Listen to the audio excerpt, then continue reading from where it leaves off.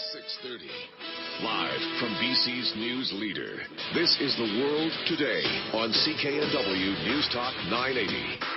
Now, here's your host, Jon McComb. Coming up in this half hour, we explore the world of Bitcoins and what it might mean for transactions all around the world, really. 6:39 on CKNW. Are you interested in Bitcoins? And if you are, then anyone who's interested, you can attend a workshop. Well, not anyone, because they only have 30 spaces, but the workshop is tomorrow. For people who are interested in investing in this new virtual money. It's taking place at the Harbor Center campus of SFU in room 2945. One of the organizers is Mike Young. He's the founder of the Simon Fraser Bitcoin Club, and he's on the line with us tonight. Mike, nice to speak to you. Thanks for joining our show. No problem. Tell me what the workshop is going to be about tomorrow. What will people learn if they go there? First of all, we're going to show them how to set up a Bitcoin wallet so they can start sending and receiving Bitcoins. And secondly, we're going to show them how to secure it so that they don't lose their Bitcoins due to a hack or, some mistake. Tell me about Bitcoins have gained certainly a lot more attention more recently, but the idea has been around for a few years, hasn't it? Yeah, it's been out since the beginning of 2009, and since then it's really gained a lot of traction, especially in 2013. Yeah. What's the attraction? Well, the attraction is this is a new kind of currency that's not governed by banks and government, and the other side of that is it allows for instantaneous transfer of wealth with no fees attached. And is there any estimate of how many people are actually using Bitcoins now? A rough estimate on blockchain.info shows that there's about 1 million accounts on that one website alone. So I would imagine there's several million people using it. And Vancouver is a particular, how shall I say, a hotspot, I guess. There's even a Bitcoin ATM that's opened up here.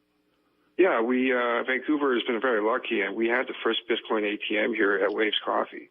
And the community here has been great. We have a bit of a techie community, especially in the downtown core, and they've been pushing very hard to make Bitcoin a mainstream item. How does it remain secure, first of all?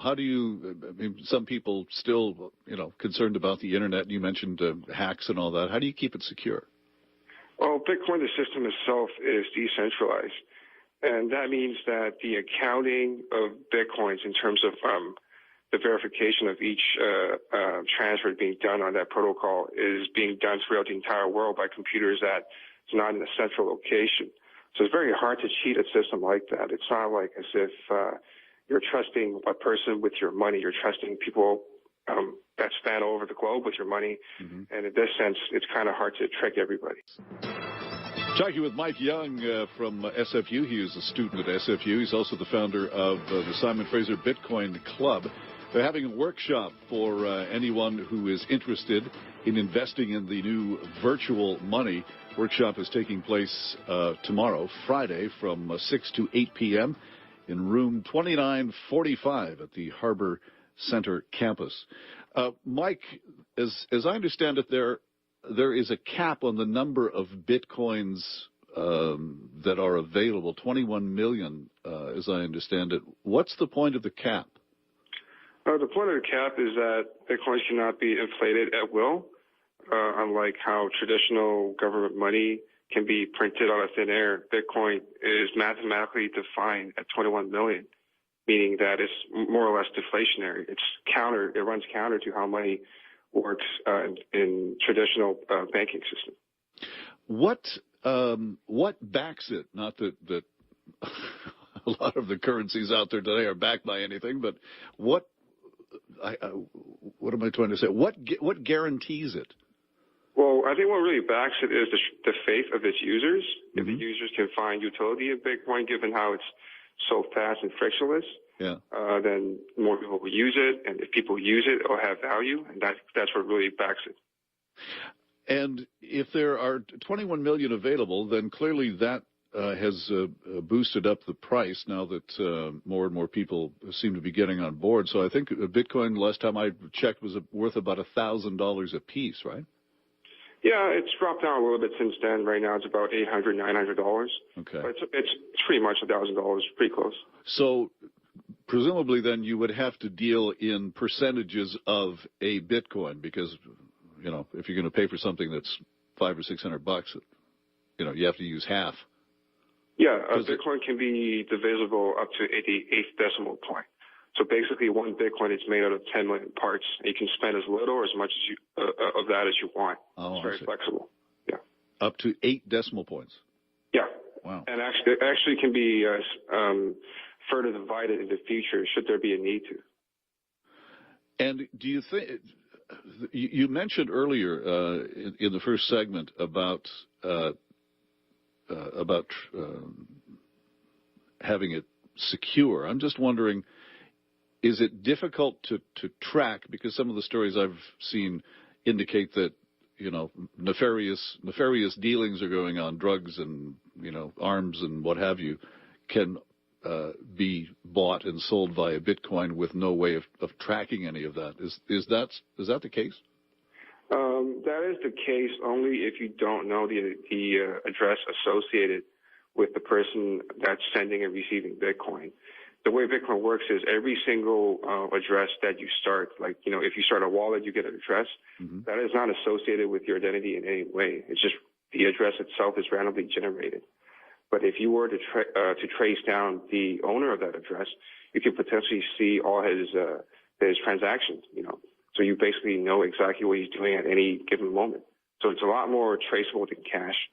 But explain that to me again. There's no identity attached to it, yet it is traceable?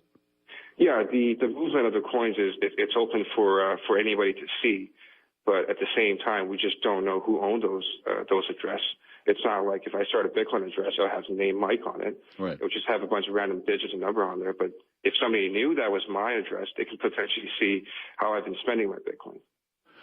If I think that Mike Young is involved in something nefarious as a you know, law enforcement, can I go and easily find you? I would say it depends on how much resources you're willing to put into it. Yeah. If you really want to spend money on a person who you think has been doing illegal acts, you could do it, but the cost might not be beneficial. And so it is quite usable by people who have nefarious intent, just as cash is. You know, I'm just asking the question. Yeah, I think cash is still king for drug dealers and stuff like that. But, you know, Bitcoin also can be used for things there that are not seen as good. You know, if people want to use it for that purpose. But no, that's just like email, for example, right? Terrorists can use email as well. Yeah. So yeah, it's a technology. At the end of the day, that's all it is. Interesting. And I would expect that you're probably going to be full tomorrow night.